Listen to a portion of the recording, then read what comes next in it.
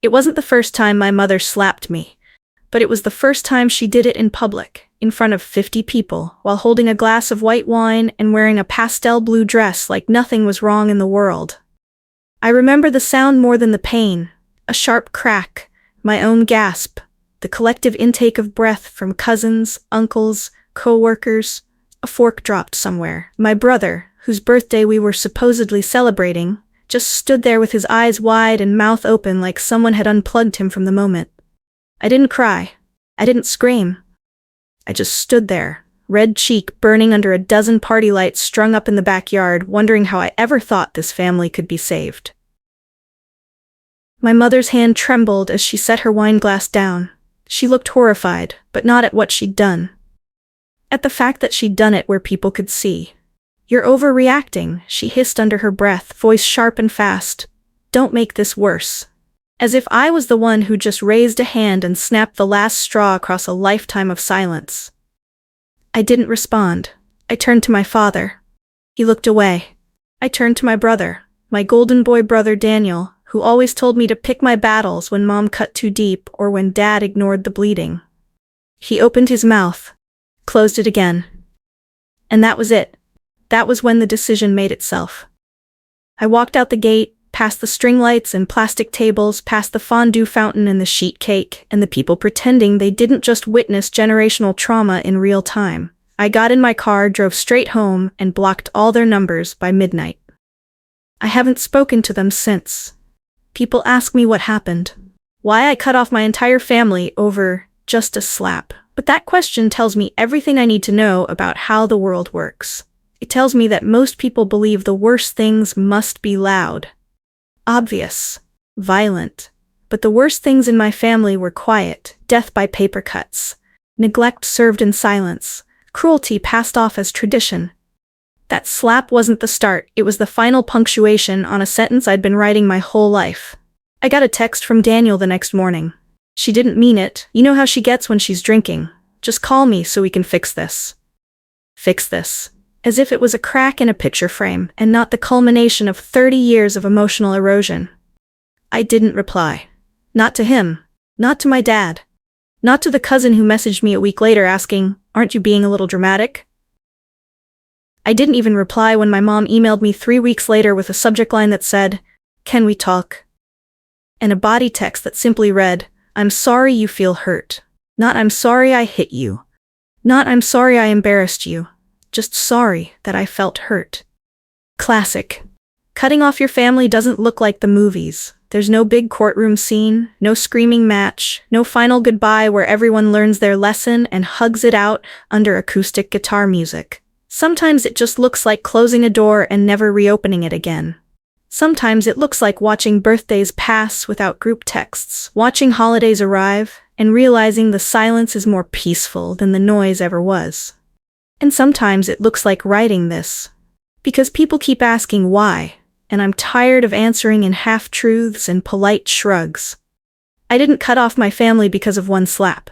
I cut them off because for the first time in my life, I saw clearly. No one was ever going to stand up for me. Not even the people who claimed to love me the most. And I was done waiting. From the outside, we looked like a well-balanced family. Christmas cards were always color-coordinated. My mom loved pastels, so we all wore soft blue, peach, or lavender. My dad stood stiff and proud, one hand always resting on my brother Daniel's shoulder like he was the family legacy personified. I usually stood to the side, holding the dog or the tray of cookies, smiling like I belonged there. I learned young how to smile like that. When people came over, my mom transformed into June Cleaver, charming, witty, a hostess with perfect eyeliner. My dad became a man of few words, steady and commanding, and Daniel, he lit up like a stage performer, telling jokes, showing off grades, talking about baseball or debate or whatever else he'd excelled at that month. And me, I watched. I was the quiet kid, the one who read books and wrote in journals and stayed out of the way. At school, I was told I was emotionally mature. At home, I was told I was too sensitive. Anytime I tried to express discomfort, whether it was the way Dad ignored me during dinner or the way Mom laughed when Daniel teased me, I was met with the same response. "Don't be so dramatic. He's just joking. Can't you take a joke?" Why do you always make everything about you? I remember once, at 10 years old, telling my mom that Daniel had shoved me hard into a doorframe. My arm bruised instantly. She glanced at it, then turned back to her cooking. He didn't mean it, she said. And if you hadn't been in his way, it wouldn't have happened. That was the first time I realized that in our house, accountability wasn't a shared value. It was a performance, one only required when guests were watching. Daniel was the sun in our family's solar system. Everything revolved around him. When he got straight A's, we had steak for dinner. When I got straight A's, I was told, well, of course you did. You're not taking real math. When he got drunk at 16 and crashed Dad's car, it was boys will be boys. When I came home 5 minutes past curfew at 17, I was grounded for 2 weeks and called irresponsible. He could do no wrong, and I could do no right, unless it reflected well on him. Once, when he needed volunteer hours to graduate, I invited him to join me at the community library where I tutored kids. He showed up twice, stood around, and took photos for his college app. My mom printed the photos, framed them, and displayed them on the hallway wall like a trophy. My face was in 2 of them. I was cropped out in the 3rd. It was always like that, my efforts invisible, unless they served someone else's image. I left home for college 3 hours away. It felt like breathing for the first time in years. I thought that distance would soften things. That maybe time and space would allow my parents to see me as someone separate from the emotional sponge they'd raised, someone with boundaries, someone worth listening to. Instead, the distance made me easier to forget. Calls became less frequent, unless it was about Daniel, his med school interviews, his new apartment, his breakup with that one girl we never liked anyway. When I called to say I'd been accepted into a graduate program, Mom said, "That's great, sweetie. Hold on. Your brother just walked in. Daniel, tell her about your new internship." Even milestones were filtered through him. I started keeping things to myself. Promotions, breakups, illness, therapy. They didn't ask, and I stopped offering. When I came home for the holidays, the dynamic was worse, not better. I was expected to clean, to help with meals, to pitch in, while Daniel slept in and arrived at dinner like a guest of honor. When I brought a boyfriend home one year, Mom grilled him about his job, his education, his credit score, then pulled me aside and whispered, "You should aim a little higher." When Daniel brought home a girl who couldn't hold a conversation without checking her phone, Mom gushed, "She's so modern. I like that." I started to wonder if I was invisible or just inconvenient. The answer came slowly. Over years, and it was both. The year before the slap, something shifted. I started therapy. I started naming things, like emotional neglect, covert narcissism, parentification. I started realizing that the gut-deep shame I carried wasn't mine. It was inherited, passed down like china and holiday recipes. And once I saw it, I couldn't unsee it. I called them less. I visited less.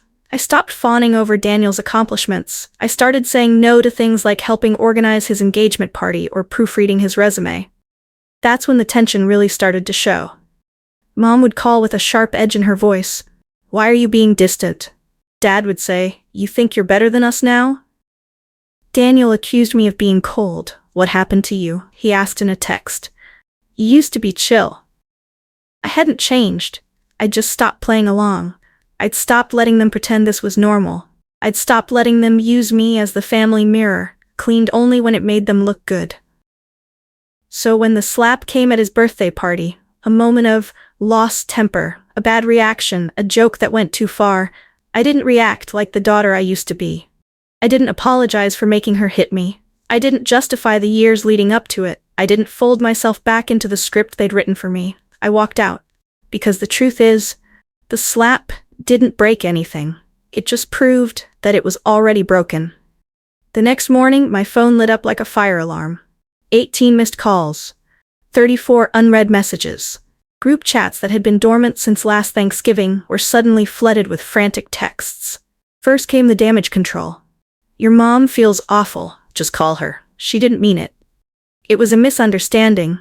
You shouldn't have embarrassed her like that. She slapped you, sure, but did you really need to storm off and ruin Daniel's birthday?" That one came from my aunt.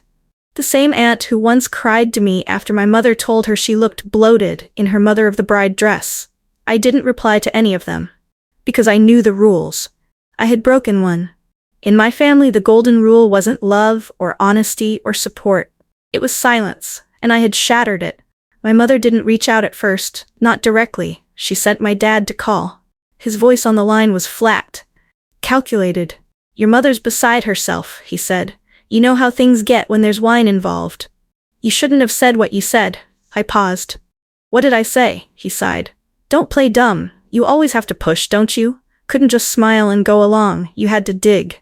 What I had pushed, apparently, was this. At the party, before the slap, someone had made a comment about how perfect our family was. I laughed, reflexively. Just a single breath of sarcasm, nothing more. My mother narrowed her eyes across the table. "You find that funny?" And I, tired, brittle, stretched thin from years of keeping quiet, replied, "A little. We've always been better at pretending than actually being okay." That's what started it. Not a confrontation, not a scene, just one honest sentence, and that was enough to earn me a slap. Over the next week, I became a ghost with a pulse. Some family members ignored the situation entirely, acting like nothing had happened. Others chose sides, never directly, but through subtweets, silence, or performative support of my mother. Cousin Julia posted a Facebook status that read, "Some people just love playing the victim when they don't get their way." My uncle liked it. My brother commented a laughing emoji. I deactivated my account that night. Daniel sent me one message. Just one. "She's our mom. You're not perfect either. You really want to throw away 30 years of family over one bad moment?"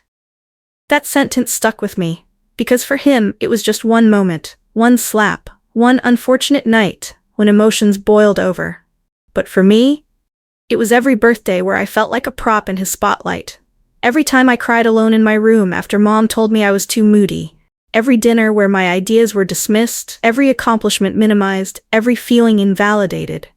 It was a lifetime of never being defended. And in that moment, watching him defend her instead of acknowledging my pain, I realized Daniel didn't see what had happened as wrong. He saw me as the problem, for refusing to keep the peace. I spent the following weekend at home with the curtains drawn and my phone silenced. I slept more than usual. I cooked for one. I rewatched old shows where the parents apologized when they hurt their kids, just to see what that looked like. Friends texted asking if I was okay. I didn't know how to answer. Because how do you explain that grief doesn't always come from death? Sometimes it comes from realizing your family isn't who you hoped they'd be. And maybe never was. On Monday, I got a package in the mail. No return address. Inside was a photo of our family, Thanksgiving 2 years ago. Everyone smiling around a turkey I had cooked by myself.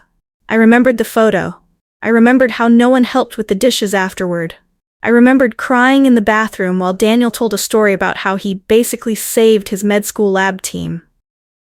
Tucked inside the envelope was a note. "You'll regret cutting us off. No one else will ever love you like family." I didn't need handwriting analysis to know it was from my mom, and for once, I didn't cry. I laughed, because it was true. No one else would love me like that. And thank God for it. Something strange happens when you start enforcing boundaries in a family built on denial. They act like you've changed. They tell each other you've become cold, distant, difficult. But the truth is, you just stopped bending. Stopped apologizing for bleeding. Stopped twisting yourself into whatever version of acceptable they needed that day. And once they realize they can't control you anymore, they grieve the loss of power, not the loss of you. So no, I didn't go back. I didn't return the calls. I didn't attend the guilt-laced brunch invitation labeled "Let's clear the air." Because the air wasn't just cloudy, it was toxic. And I had finally remembered how to breathe without it. Grief is a strange thing. People assume it comes with funerals, flowers, and soft piano music. But for me, it came with silence, with the quiet drip of unspoken loss. It came while I folded laundry in a too-quiet apartment, when I turned off my phone just to avoid phantom vibrations that never came. For weeks after the party, I walked around like I was underwater. Everything muffled, surreal. It wasn't just about the slap anymore. It was the weight of 30 years collapsing behind me like a building finally giving in to its rotten foundation. And still, I kept asking myself, did I do the right thing? It's hard to cut off people who've built their identities on being your family.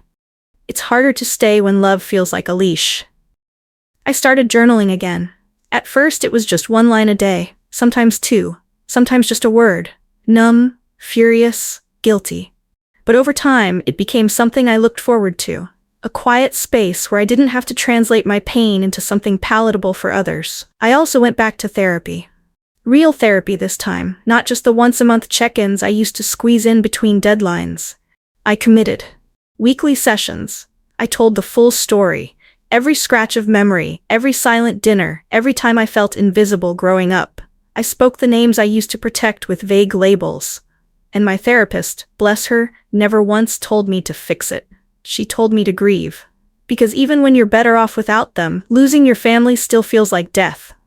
You don't just lose people, you lose rituals, inside jokes, the history only they share with you. You lose the version of you that still believed they'd change. But eventually the grief thins out. It doesn't disappear, but it gets lighter. Like fog lifting. And in that new clarity, I started to see what I had gained. I had my evenings back. I had friends who didn't make me feel small for setting boundaries. I had silence, but not the lonely kind. The healing kind. I began filling my apartment with things that reflected me. No more hand-me-downs from mom's basement, no more family heirlooms that felt like anchors. I bought yellow curtains. I painted one wall deep green. I filled my shelves with books I actually wanted to read, not the ones my dad would nod at approvingly. I hosted a game night for the first time in years, just 3 friends, wine and laughter that didn't have to tiptoe around passive-aggressive remarks or sarcastic digs. And in those small moments, I realized something. I didn't miss them. I missed the idea of them. The idea that somewhere, deep down, maybe they did love me. Maybe they just didn't know how to show it. But love without safety isn't love. It's manipulation wrapped in guilt and tradition. And once I named it for what it was, I couldn't unknow it. One day, about 2 months after the slap, I ran into my cousin Ella at a bookstore downtown.